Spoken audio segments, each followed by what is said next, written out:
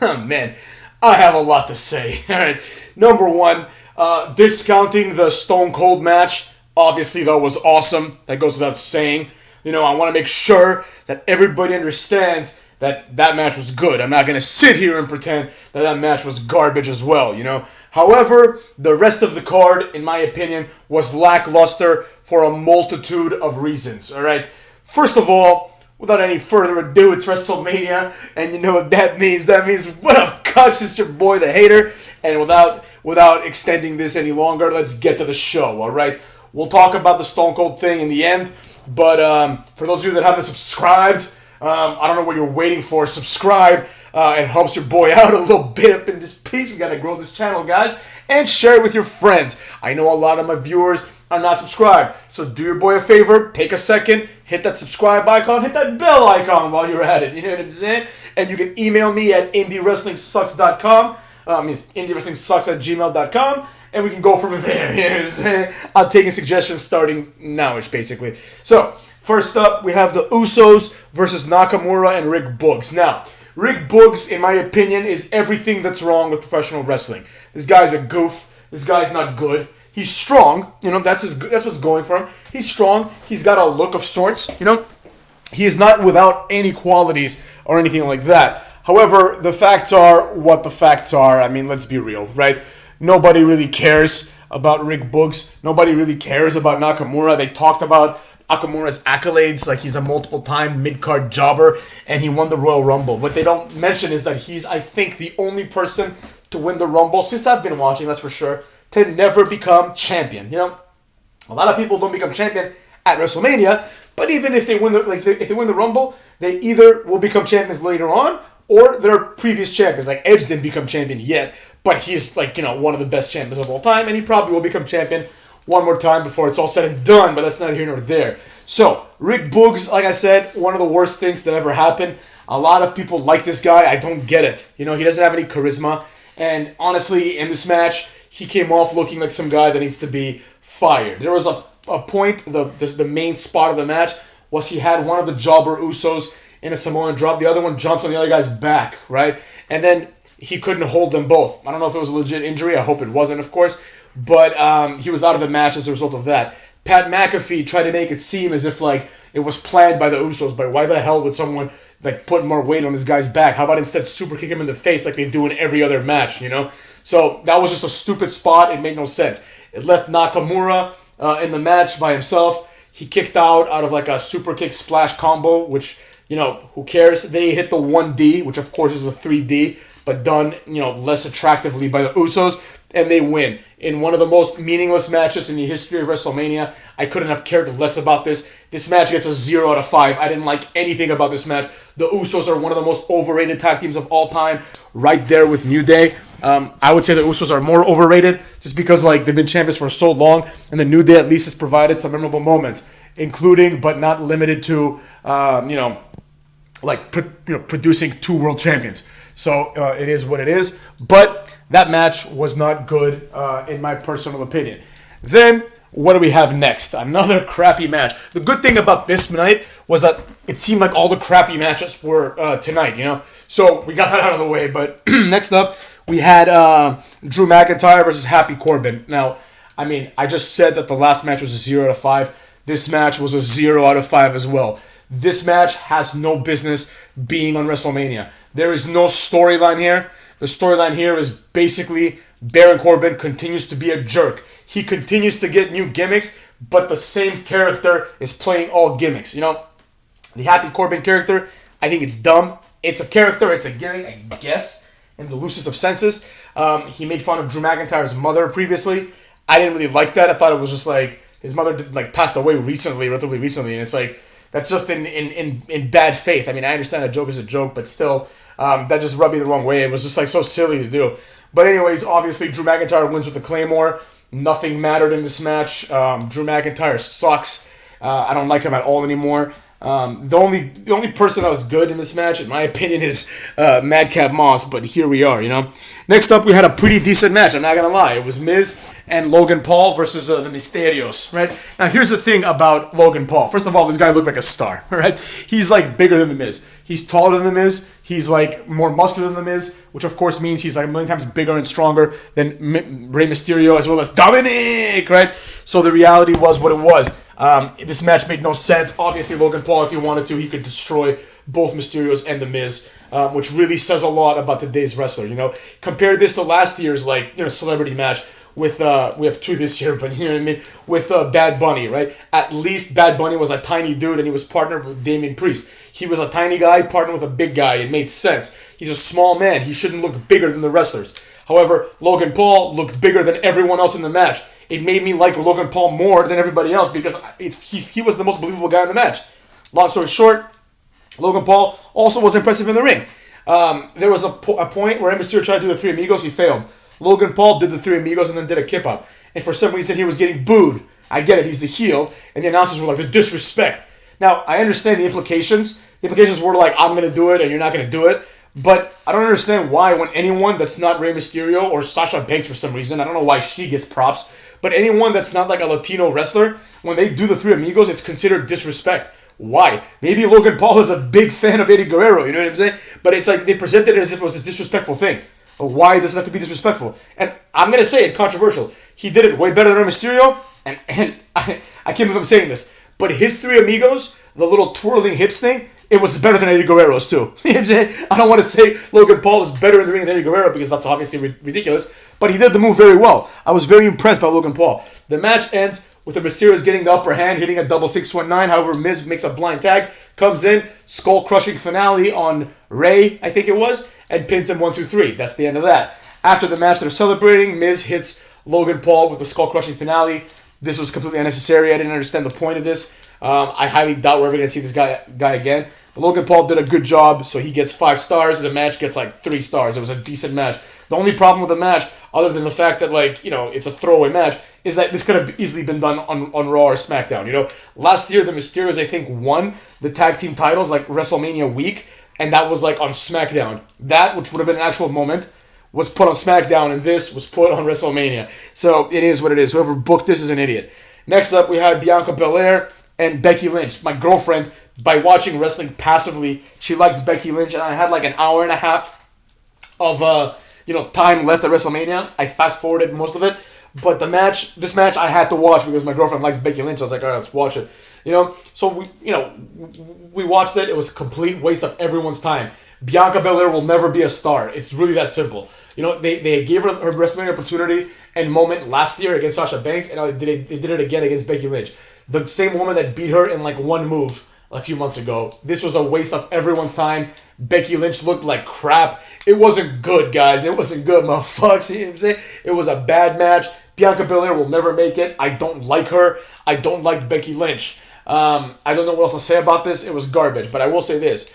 I had an hour and 26 minutes of WrestleMania, because I wasn't watching it live, but I was able to catch up. You know what I mean? Because of the amount of commercials they had. It's just preposterous. I understand it's not pay-per-view anymore, but they have like legit commercial breaks with like 5 commercials about yoga pants or something stupid like that. Next up, we had Seth Rollins coming out and facing his mystery opponent. Cucky Rhodes, motherfuckers. Cucky Rhodes comes out with a full AEW treatment. He comes out with his own music. He comes out with his own gear and with his blonde hair. This match, I hate to say it, it's pretty good. There was a few botches. A lot of people already I saw on YouTube, they're saying this is like the best match ever, match of the year. Like, there was botches in this match. There were substantial botches. The powerbomb botch, they covered it well, but a botch nevertheless. And Cody Rhodes, he tried to do the moonsault. It came off more of like a crossbody. It was what it was. The match was good overall. I'm not going to sit here and say it wasn't. It was one of the better matches of the night for sure.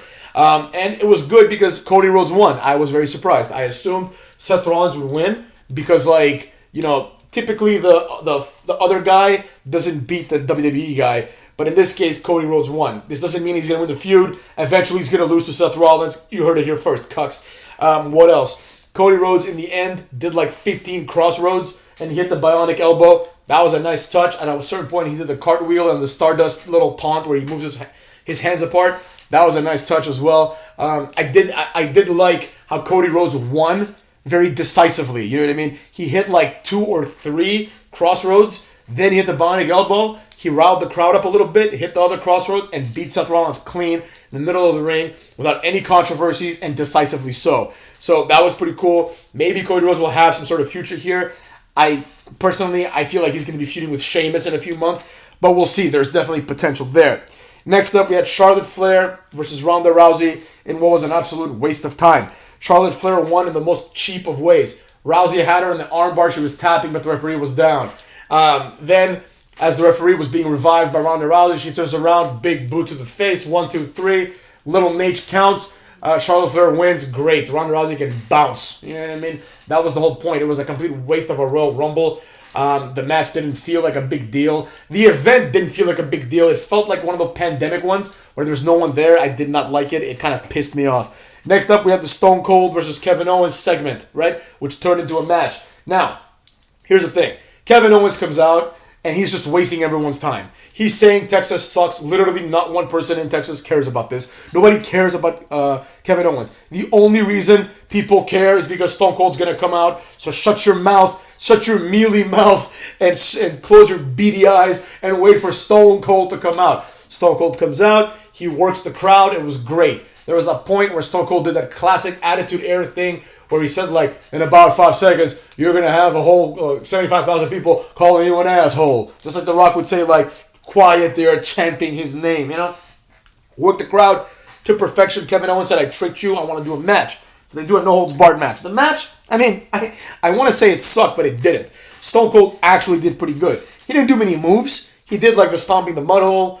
He didn't do the Fez press, the punches, and the running forearm thing, which I like, or even like a spine buster would have been nice. But he did a few suplexes. He threw Kevin Owens through a table. He did a lot of things. He took a stunner, he delivered a stunner, and he pinned Kevin Owens. The match, for what it was good. It was a no-holds-barred match, which was very intelligent because they were able to fight through the arena. Stone Cold looked great, everything considered. I mean, obviously he has lost a step. It's been 19 years, but Stone Cold was in good shape. He even Corey Graves pointed it out. He seemed to have good cardio. It was good. Kevin Owens lost afterwards. Like two Texas people, like sheriffs or whatever, came and arrested him. Byron Saxton got in the ring, shared a beer with Stone Cold, got stunned. You know, I hope this is not the end of Stone Cold. I would love to see more. Just because Stone Cold is like obvious, it goes without saying, he's one of the best wrestlers of all time. But this was a good moment. This was actually a WrestleMania moment.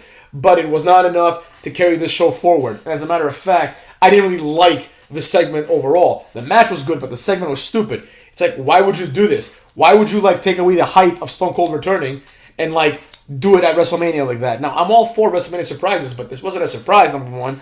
It was just like something that wasn't advertised. Like every hardcore fan knew. Maybe some some casual fans don't know, and for them, this must have been an incredible moment. Thinking like, oh, I'm gonna go see Stone Cold talk and like give Owens a stunner, and he has a match.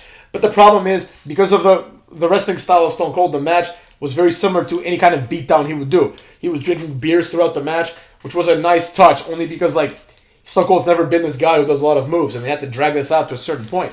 So, I mean, it was good. It was good. Stone Cold obviously like is a legend, so it's good to see him. But the segment didn't make any sense. First of all, like there's no storyline. They could have, if they were building towards a match, they could have started 2 months ago and done an actual storyline. You know what I mean? Not just Kevin Owens making fun of Stone Cold, but actually have Stone Cold show up on Raw. Maybe him questioning how good of a wrestler Austin ever was, questioning whether he's man enough to fight him, etc., etc. And then Stone Cold can come out in wrestling gear and have a match. You know, I would have preferred that versus this impromptu match because a lot of people may have not even tuned in because they didn't know that Stone Cold was going to wrestle. And I understand WrestleMania surprises are important. However, in a year where there's nothing good happening and no surprises, you need a draw. You know, you could argue even that this match was bigger than the main event of tomorrow. I mean, it's not because that, you know, a lot of people are like, oh, it's overrated. Like they're overhyping this is the biggest match of all time. It is definitely one of the biggest WrestleMania matches of all time, Roman Reigns versus Brock Lesnar. It's right there with like Shawn Michaels versus Undertaker. The second one, Shawn Michaels versus Ric Flair in many ways. Stone Cold versus Rock. These are the matches of WrestleMania. These are the matches. That's it. Triple H. No, Triple H was never really that guy, honestly, let's be real. Like, that had like the most important match of all time or anything like that. These are the people. Cena versus Rock is another one. Rock Hogan is another one. This is one of the biggest matches of all time. The stakes have never been higher. And Roman Reigns is about to like win and become like undoubtedly the best wrestler of his generation. So that's a big deal. The show I thought was horrible overall. It really felt like a Monday Night Raw. But I will be fair. I was originally going to give this show a 1 out of 5. Right? It's very close to being 0. But I'm going to actually retcon it a bit and say it's going to be a 3 out of 5. And the reason why is twofold. Number one, Stone Cold. And secondly, I understand what they're doing. They're putting all these like throwaway matches in the first night, right? And then they're gonna like have the good ones in the second night. Now here's the problem: we had 7 matches today, and we're gonna have 8 matches tomorrow. I would have much rather seen a 7-match card because that would make WrestleMania feel like a bigger deal, right? Like we don't need to see Rick Boogs at a WrestleMania. It would have been just fine without him there. The matches on this card that should have happened, of course, Stone Cold, everything that happened with Stone Cold, Cody versus Seth, and Miz and Logan Paul versus the Mysterios. Everything else was a complete waste of time, a complete filler. Nobody cares about the women's titles. There's no reason why these matches should even be at WrestleMania, in my opinion. They could easily be on Raw or SmackDown. It's not a big deal. But if you're going to have one of them, just have one of them, you know? Like, you're only going to have one men's title match, but you have to have 2 women's titles matches. It doesn't make any sense, in my opinion. And then tomorrow, a lot of good matches tomorrow. The New Day, I think, was supposed to go on today, but they didn't. That's a throwaway match, of course. Queen Zelina and Carmella. That's, like, probably the least relevant match of this whole 2 nights. Knoxville versus Sami Zayn. That should be fun, I guess, but obviously we could do without it. That could happen on SmackDown. Pat McAfee versus Austin Theory. This has no reason to happen whatsoever. It's going to be a good match. Pat McAfee rules, but who cares, really? I mean, it's not a WrestleMania match. It's like last time Pat McAfee wrestled was on NXT, you know? So now he's on WrestleMania. So it is what it is. Then we have RK Bro versus like the tag team match. No one cares about that either. That could easily happen on Raw. We have Edge versus AJ Styles. Obviously, that's a WrestleMania match. Lashley versus Omos.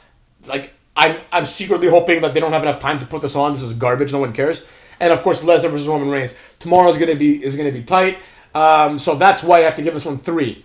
Like, this will be reflected on tomorrow's rating, but I understand what they're going for. It's like you have to put these matches somewhere. But it would have been better to have like a 7-8 match WrestleMania, and then it would have felt bigger. You know, there's no reason to have Drew McIntyre versus Happy Corbin at all. You know, not even on Raw. Like, nobody wants to see that ever. You know. But yeah, 3 out of 5. It was pretty horrible. It only gets a boost from 1 to 3 because I'm hoping that tomorrow it's gonna be more it's gonna be more bearable. I should say, not palpable, but bearable. Just because there's fewer throwaway matches, and even the throwaway matches are a bit more interesting. Like Ridge Holland kicks ass. You know, New Day, people love the New Day. Like, there's a few things to look forward to. The only match that's really a throwaway match, well, there's 2 actually, Omos and Lashley, and the women's tag team match, which is a complete waste of everyone's time. It's just like these 4 teams that are thrown together for no reason. So that can go away. Nobody cares. And everything else, at least, is bearable. You know, even the RK Bro match, it's bearable because you have Randy Orton and Riddle, who are good wrestlers, and you have like the other guys are not like. I mean, the Street Profits are crap, but Chad Gable, he can put on a good match if need be. So I understand what he's doing. Pat McAfee, that's an attraction, but not one that I want to see. And here we are. You know, night 1 WrestleMania, 3 out of 5. In my opinion, total garbage, aside from like what I just said. And I'll give it a 2 out of 5, motherfucker. 2 out of 5 up in its piece. So with that being said, I'll see you guys tomorrow. I have a lot more to talk about that has to do with like what we saw today, but at another time because we're focusing on WrestleMania right now.